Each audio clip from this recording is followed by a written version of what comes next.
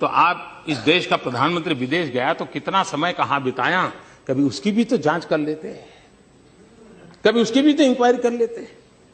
मैं आज कहना चाहता हूं जी, मैं जापान गया तो जापान मेरे कार्यक्रम में मैंने एक कार्यक्रम क्या जोड़ा, मैं वहां एक नोबेल लॉरिएट साइंटिस्ट याकामाहा को मिलने गया। क्यों? फोटो निकलवाने के लिए।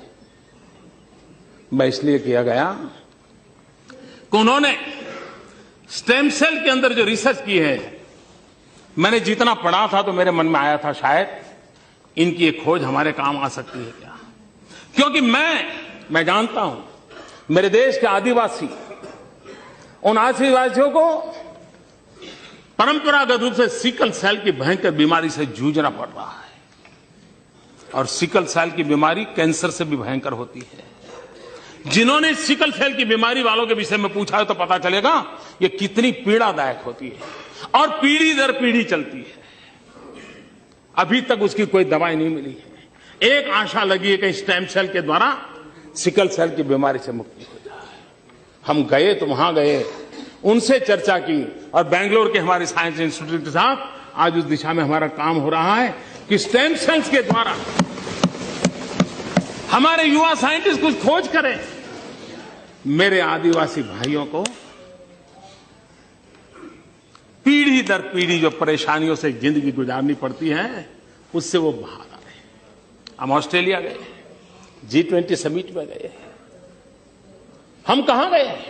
मैं उस किसानों के साइंटिस्ट, एग्रीकल्चर साइंटिस्टों को मिलने गया, उनके लैब में गया जिन्होंने प्रति हेक्टर ज्यादा चना उगाने का और सबसे खराब धरती पर चना उगाने का सफल प्रयोग किया था, रिसर्च किया था। कहीं पढ़ा था मैंने, मेरे मन में पढ़ा था, मैं उनके पास गया। हमारे देश को पल्सिस में हम बहुत पीछे हैं। देश को पल्सिस की जरूरत है। गरीब आदमी को न्यूट्रिशन फूड के लिए प्रोटीन जरूरत है। हमारे देश के गरीब को प्रोटीन मिलता है दाल में से, पल्सिस में से मिलता है। अगर हम हमारा किसान अच्छी मात्रा में पल्सिस पैदा कर सकता है, अगर प्रति हेक्टर ज्यादा पल्सिस पैदा कर सकता है, तो उसको भी अच्छी आय मिलेगी और हमारे गरीब का भी भला होगा। और इसलिए मैं उन साइंटिस्ट को पास जाकर के घंटे बिताए ये समझने के लिए कि बताइए मेरे देश के किसानों को ज्यादा पल्सिस पैदा करने के लिए क्या रास्ता हो सकता है, ज्यादा चना पैदा करने के लिए क्या रास्ता हो सकता है, अरहर पैदा करने के लिए क्या रास्ता हो सकता है, उसके लिए मैंने समय बिताया। मैं एक और साइंटिस्ट के पास गया, इस बात के लिए गया मिलने के लिए कि उन्होंने केले में कुछ नई खोज की थी। मैं समझना चाहता, मुझे पूरा पता नहीं था, तो मैं ऐसे ही चला गया उनके पास, उनके साथ बैठा, उनकी लैब देखी, उनके प्रयोग देखे। उन्होंने केले में न्यूट्रिशन वैल्यू बढ़ाने में बहुत सफलता पाई है, अधिक विटामिन को पाने की सफलता पाई है।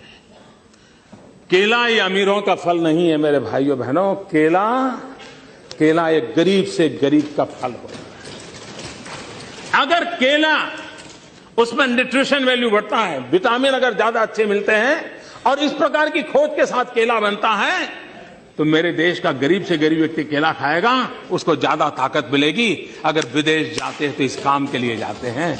देश का गरीब हमारे दिमाग में होता है, देश का आदिवासी हमारे दिमाग में होता है, देश का किसान हमारे दिमाग में होता है। और दुनिया में जो भी अच्छा है, जो मेरे देश के गरीबों के काम आए, उसको लाने की एक तड़प होती है। उस तड़प के लिए हम कोशिश करते हैं, और इसलिए समय का सदुपयोग करते हुए हम किस प्रकार से हमारे देश को आगे ले जाएं, उसके लिए सोचते हैं, उसी को लिए करते रहते हैं, उसी पर हम करने के लिए कोशिश प्रयास करते हैं।